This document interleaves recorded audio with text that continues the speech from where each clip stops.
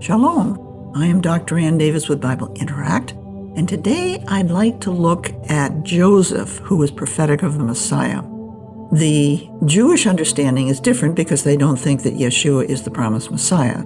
So Joseph, as a type of forerunner of the Messiah, is a unique Christian concept. First of all, let me explain. A type is one thing representing another. So in Christianity, Joseph represents the coming Messiah. Jewish tradition views Joseph as becoming a righteous person, and I think this is perfectly acceptable that we should look at both views. So Pharaoh makes Joseph second in command, and we read, "You shall be over my house, and according to your command all my people shall do homage." Now, if we go down, there's another verse. Pharaoh said to Joseph, "See, I have set you over all the land of Egypt." So this is creating a chiastic construction, and what's important, we've got the two outside saying, I'm going to give you control over the whole kingdom. You're going to have control over it all. Let's look at the middle. Only in the throne I will be greater than you. Then Pharaoh took off his signet ring from his hand and put it on Joseph's hand, and clothed him in garments of fine linen and put the gold necklace around his neck. Let's look at the New Testament. We have, Matthew says, all authority has been given to me, Yeshua, in heaven and on earth. So Yeshua is a type of Joseph. And then my teaching is not mine, but his who sent me. That's Yeshua talking. The Father tells him to do as Joseph was doing what the Pharaoh was telling him to do. Now, Pharaoh had him ride in his second chariot, so he was second in command. And the people proclaimed before him, bow the knee.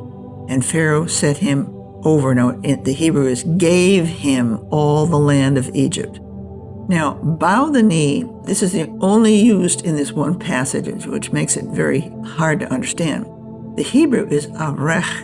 Av is father, and rech signifies king in the Syriac language. So it could be, God has made me, Joseph, a father to the Pharaoh. But that doesn't make sense. I don't see him as a father. I see the Pharaoh as father to him. So let's take a look in Scripture. Let's think Hebrew. The Hebrew word berech means a knee. So let's take a look at a passage that uses berech, which is a knee.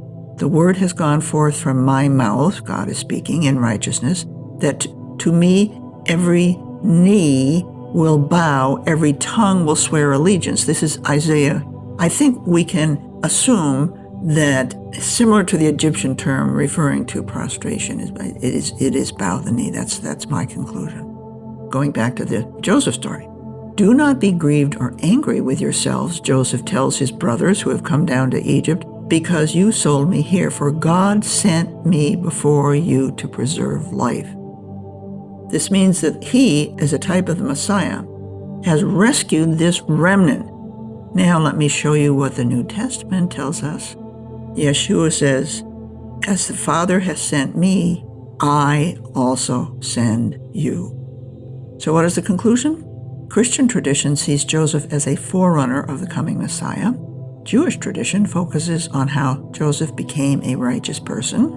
The Pharaoh gave Joseph power and authority to act on his behalf. However, Joseph must still submit to the Pharaoh as supreme ruler.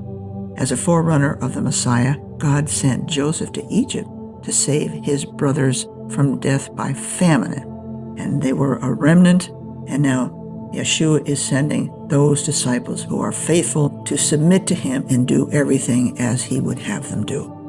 With that, I wish you shalom.